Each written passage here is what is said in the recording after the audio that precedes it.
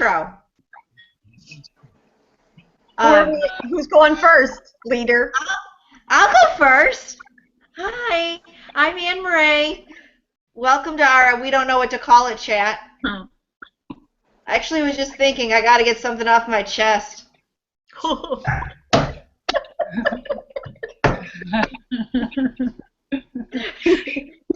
got two things off my chest. Bob got one thing off his chest. Yeah, I got one thing off my chest. Technically, AnneMarie, you got 4 things off your chest. Oh, that's true, since I hit it twice. Yeah. I thought maybe you had 4 breasts you had to get rid of. We're a hot mess in this group. We are a hot mess. Okay, so Charity, why don't you introduce yourself to our little posse? My name is Charity von Guinness, and I'm 35, and she's fabulous.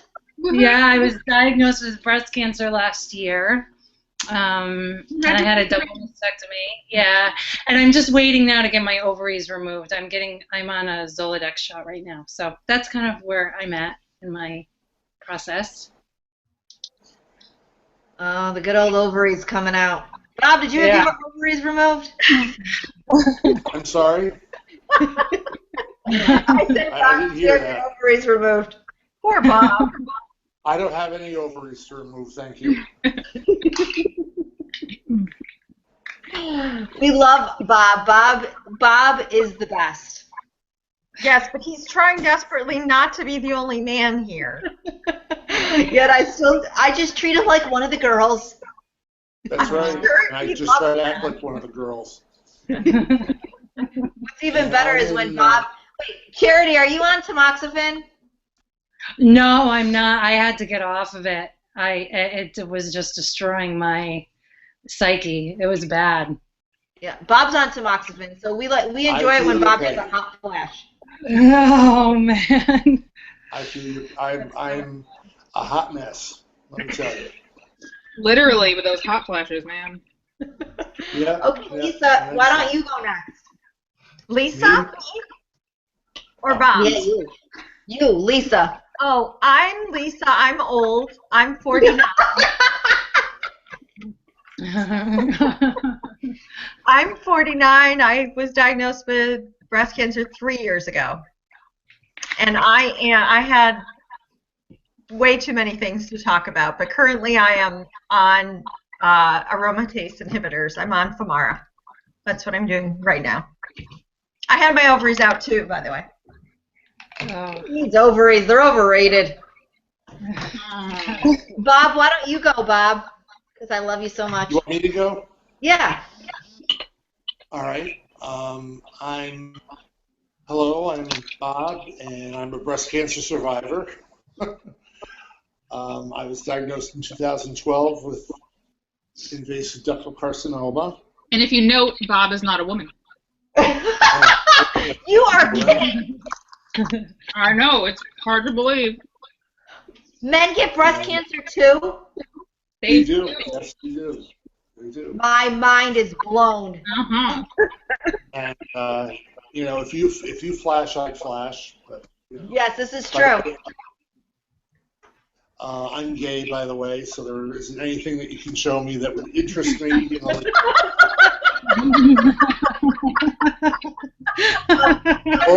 Bob and I have both gotten out our prosthetic nipples and shown them. Yeah. No. Let's see what else. I was stage 3A. I had a mastectomy and a sentinel node biopsy. The sentinel node was positive. They took 14 nodes out. 7 were positive in total. I had 6 rounds of chemo over 18 weeks. It was A, C, and T altogether on each of the 6 treatments. And then I had 25 rounds of daily radiation. And right now you can see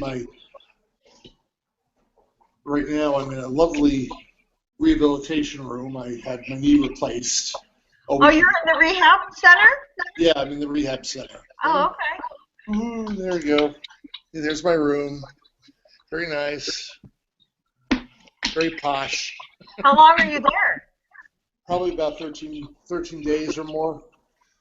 I've been here now 6 days. How's it going? It's going okay. It's going okay. I've got a lot of swelling in my leg where they, did the knee replacement. My calf is huge and tight and swollen, so that's limiting my ability to rehab. So we're trying to manage that.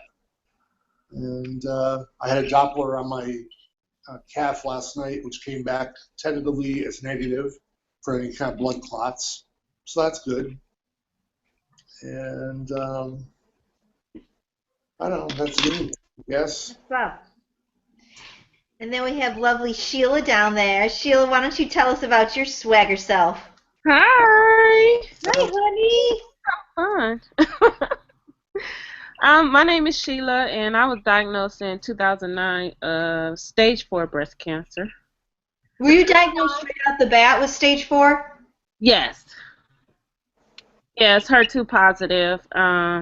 I've had my ovaries removed because, of course, mine was estrogen positive. I did the BRCA. That came back negative because my mom passed from breast cancer in 2004. So I had a bilateral right mastectomy, reconstruction. I did the flap.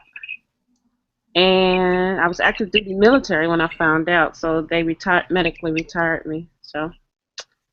How old were you when you were diagnosed in 2009? 43. I'm 48 now. You're 48. Yeah, so I've been on Herceptin for 5 years, and I'm on Flazodex. Every 3 months I get scans, and Herceptin, one of the side effects is your heart. So I get the heart scans every 3 months. How is your heart doing? Oh, excellent. Herceptin for 5 years? Yeah, she said I'll probably be on the rest of my life. Wow. But it's I was on that new drug, TDM1. I don't know if you heard of it. It's called Ciccarella. Oh, yeah. And that shrunk my cancer like almost 3/4. I've heard they've had a lot of success with that. Yes, it's a good drug. And now I'm understanding that now they're making now they understand the Herceptin, so they're mixing it with different drugs, and supposedly it's working, saving more lives. So that's my story. A beautiful thing, Miss Sheila. Yes, 5 years. 5 years. That shit. Hold on 1 second. Yeah. Seporah, are you going to come into the picture? I'm in the picture. I never left. Hey. Tell us about you, Seporah. Tell us. My name is Seporah. You're so cool. I see name is so pretty. And Bob. I was diagnosed with stage 3B inflammatory breast cancer in February 2012 when I was 30. I had chemo, radiation, surgery with the flap reconstruction, and then exactly a year later. What? There's an echo. Yeah, that's an echo. And then exactly a year later, I was diagnosed with spread to my skin. So I was. What the heck? I don't know. It's driving me. You all hear it, right? Am I going crazy? No, I hear it. I don't hear anything. Oh, you didn't hear that? Yeah, mine just keeps in an echo. Double the fun. Oh yeah, it's going crazy. AnneMarie, what did you do? I didn't do anything. That was you. Yeah, just in case it wasn't the first time. What?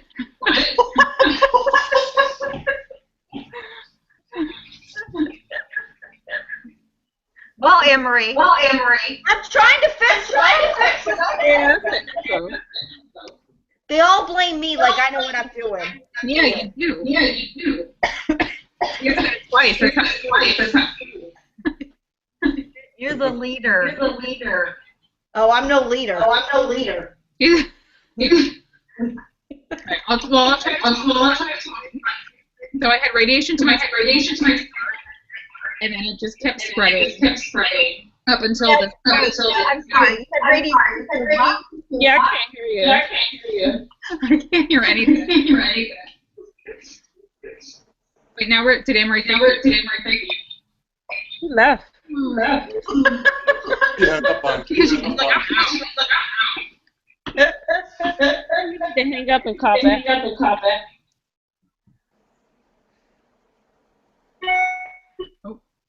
Is that better?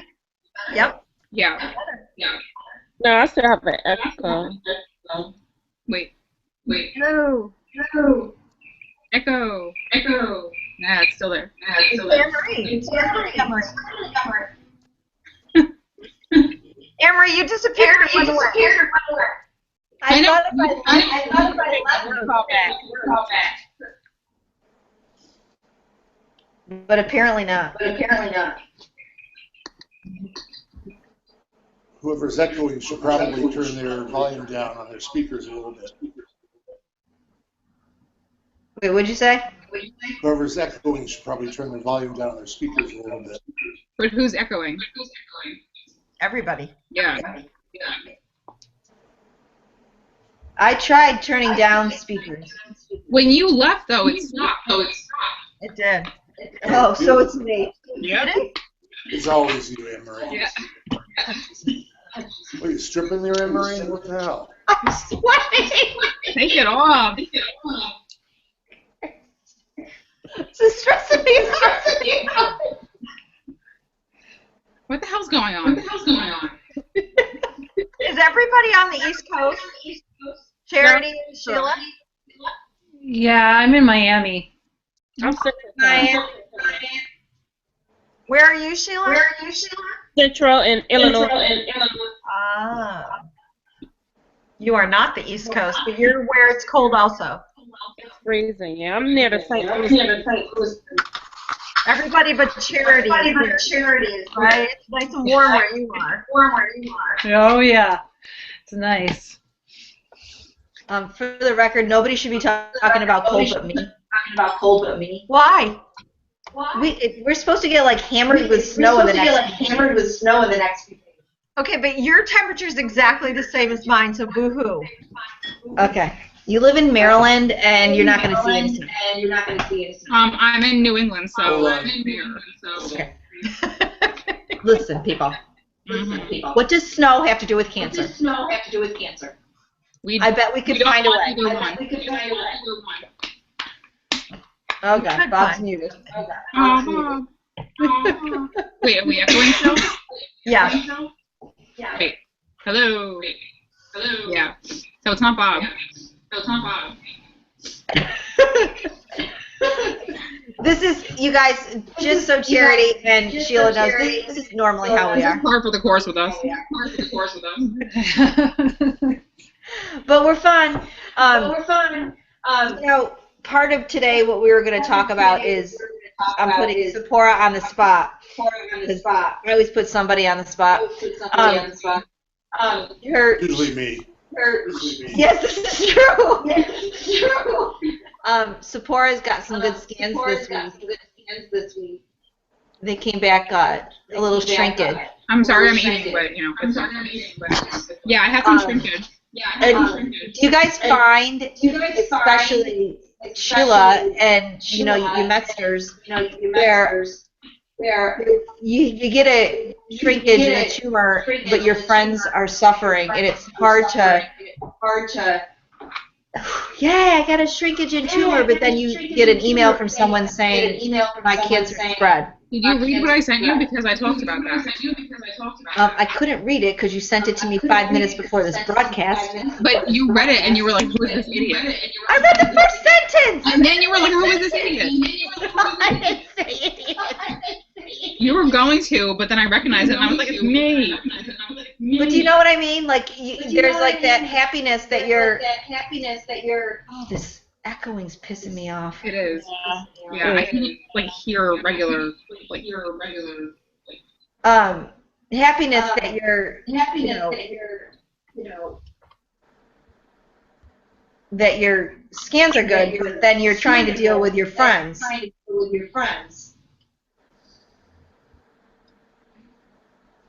Is that a question? Yes, question. How do you feel about that? How do you feel I about it? just think that through my journey that I think everyone has their own journey, and I know when my cancer wasn't shrinking, I don't know whether people felt bad for me or not. I don't know, but I don't know. I just think everyone has their own journey, and it's not to say that in 2 or 3 months it's going to shrink. You know what I'm saying? So I guess my faith is like my strongest. How I've been able to deal with it. Yeah, I often wonder if it's because I don't have that faith issue. I don't have a strong sense of faith, so I always feel I have a sense of guilt when I leave the doctor's office sometimes, and I'm like, I want to be happy, but then I get a phone call from a friend who's telling me that they're advancing in their cancer, and I feel guilty. I think that's just cancer that I think for me, I think it just makes us feel like, okay, because my lady at church, her husband was diagnosed with cancer like 3 months ago. And he died like last week. So it's like, well, why is God preserving my life? So I don't know. I don't know whether, I guess I shouldn't be questioning God, but, you know what I'm saying? Yeah. Yeah. Because they told me I would only live 3 to 5 years. It's been 5 years, so. Yeah. And how intense? Like, I mean, I have so many friends that say the doctors say that. How can they give us an expiration date like that? Well, when I first asked the question, how long do I have? Like, what's the average? And she said 3 to 5 years. So I don't think she was like giving me Right. But that's the average, I guess, for the type of cancer that I had. But there are so many medicines that have came out within the past 5 years. Well, and I think for her too, they're really, Herceptin has made such great advances. Yeah. Huge. Yes. Huge. And it's still making advances. Yeah, I mean, it's unbelievable the advances that it's making. I think survivor's guilt is quite large. And I think it's something that we need to keep discussing because so many of us harbor a lot of it.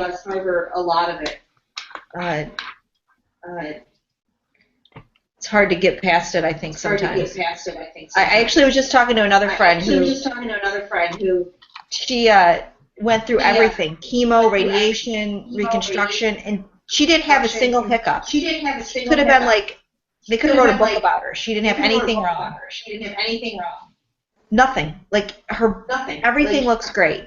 And she actually has a really, really hard time discussing it with anybody because she feels such guilt. I think that's an issue because she wants to be a part of discussion, but she can't participate. So my thing is, she survived it. Like breast cancer is like, to me, like she survived, Right, but I agree with you completely, but she feels so bad, and I totally agree. I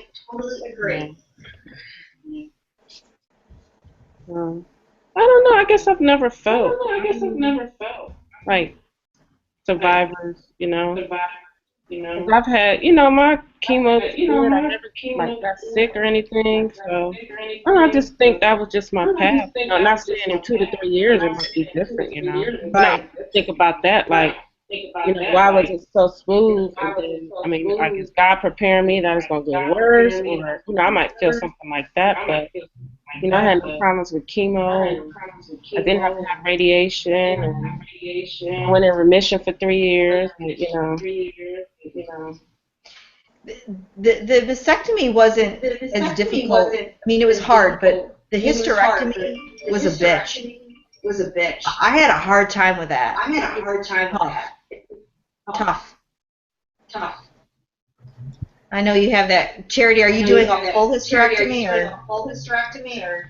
I haven't decided yet, but yeah, I'm not looking forward to it. I think your body just gets so tired after all these surgeries that by the third or fourth one, you're just kind of, yeah, it gets really bad.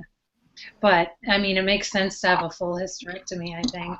Yeah, I agree. And I think, Bob, that's why, you know, for you, this might be a difficult knee replacement. I'm going to try signing back out and coming back on to see if it helps for my, I'll be right back. Okay. I'll be right back. Okay.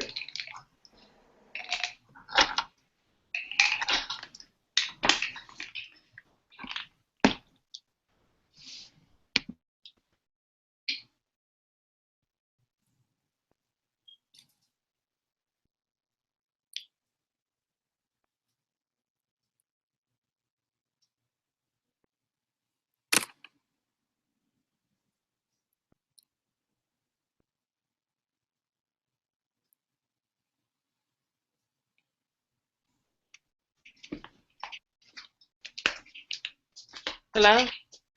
Hello? Hey. All right, I hope that worked. Huh? Okay, it did. Huh? Okay, it did. Oh, it's driving me nuts.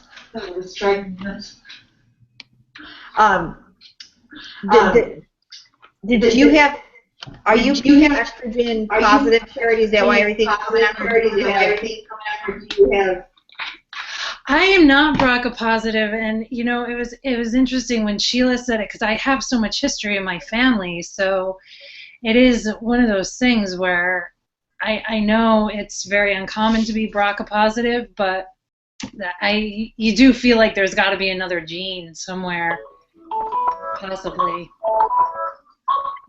This is trying to call in. That's what they explained to me, that it was maybe that they tested. Yeah. My mom was diagnosed with breast cancer. Oh, Emily, you were asking me a question? Go ahead. What'd you say, Bob? Sorry? Go ahead. What'd you say, You Bob? were asking me a question. Oh, here's Melissa. I still don't understand what he said. I know. Bob, what did you say? Say it again. You were asking me a question. Yeah, I was. I feel like your surgery because of all the other surgeries you've had. I'm sorry, what about the surgery?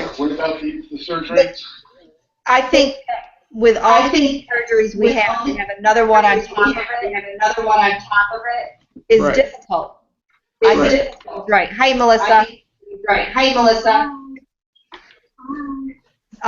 I had my hysterectomy 4 months after. It was tough.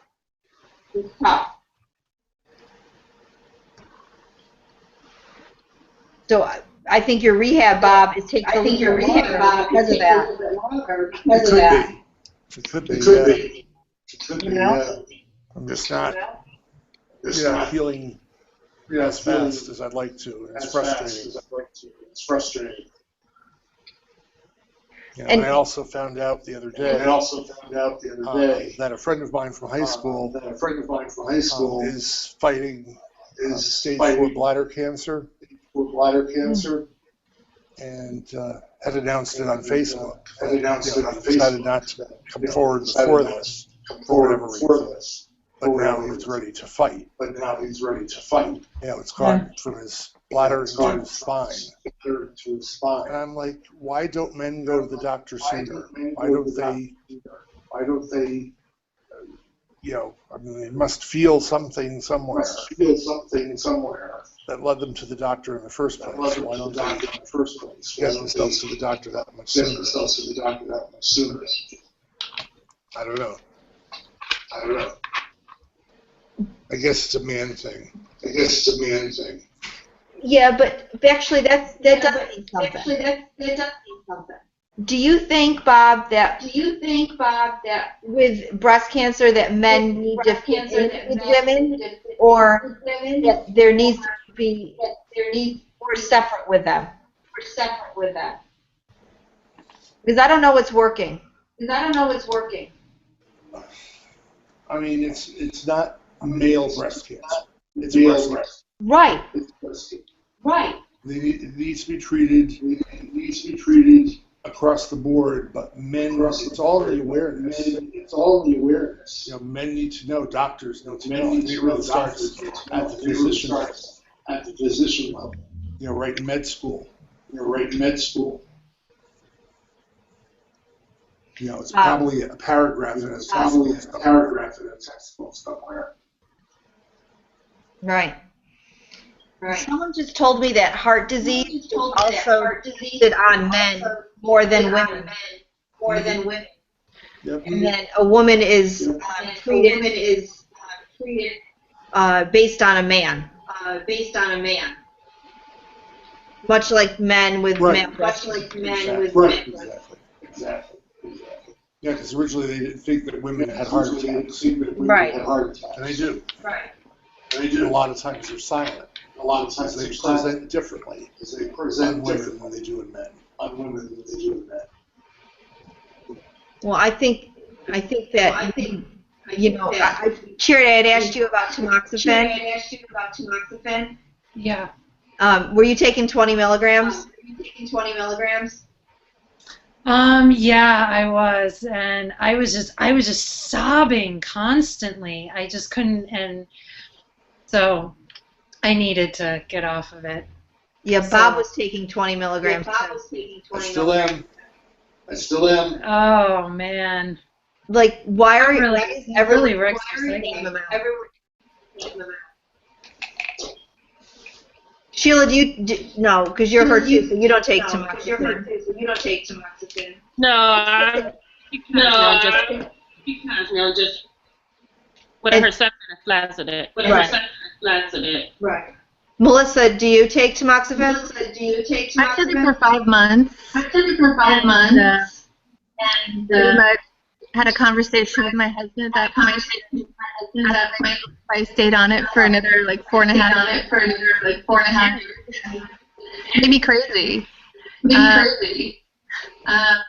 I felt horrible, depressed. I had all the side effects. And it made my depression 100 times worse. Yep. So quality of life for me was way more important. Yeah. Well, I had a friend in England who hacked her dose. And her doctor said that was okay. But I don't know if that's the right way to go either. My doctor said they would do that. Remember, there's no evidence that we'll have the same outcome. I took it for a year and I had absolutely no issue. None. That's awesome. But I taking inhibitors was totally different. Suck for me. You guys, I'm gonna stop it. I'm gonna hang up and I'm gonna call everyone back. I'm gonna call everyone back. I can't take the echo. Yeah. I'm gonna call everyone back. Yeah. I'm gonna call everyone back the whole thing. Okay.